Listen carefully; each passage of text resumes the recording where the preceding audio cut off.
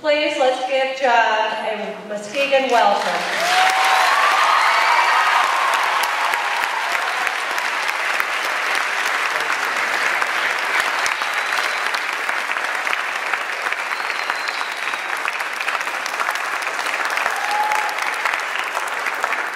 Thank you for the warm welcome.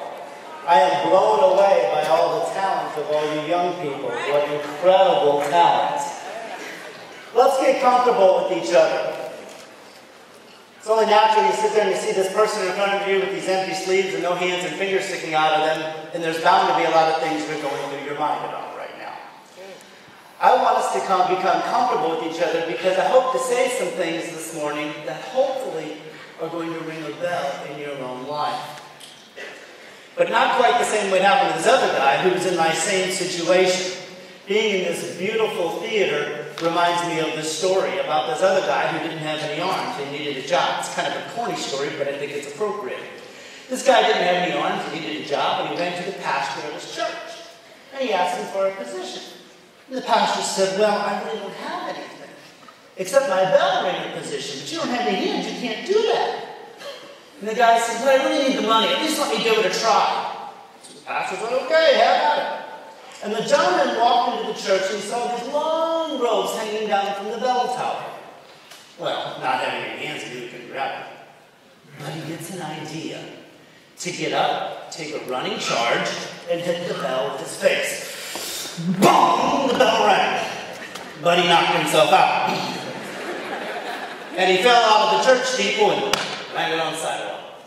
Well, by this time, a crowd of people gathered around, and they were wondering, what the heck happened, and who was this guy? The pastor came around the side of the building, and they asked him. He said, I don't know who he is, but his face sure does ring a bell.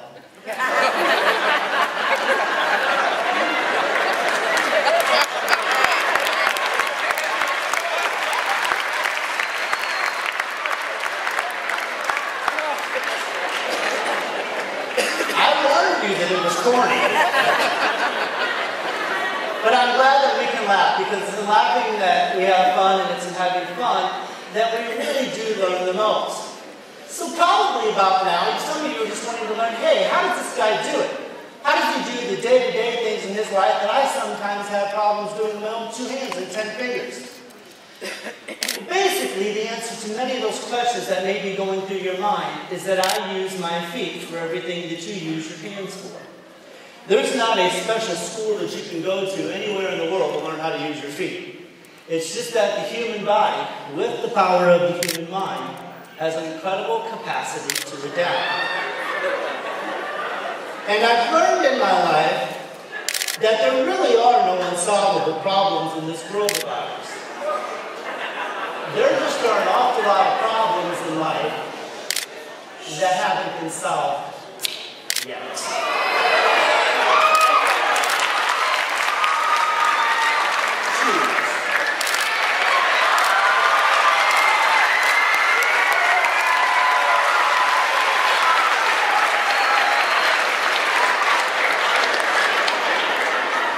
Thank you. I just love it when my audience is giving me a hand.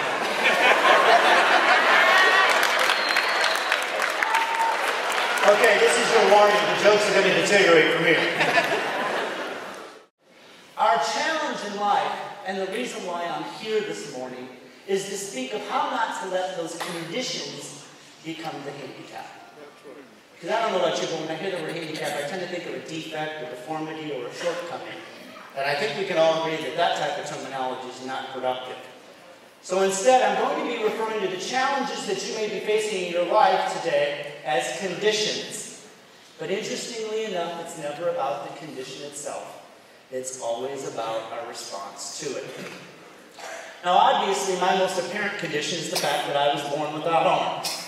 The doctors don't know why. We still don't know why. I don't want to know why. Because I can't turn back the clock of time. All any of us can do is look ahead to today and to tomorrow to figure out how we're going to live our lives better.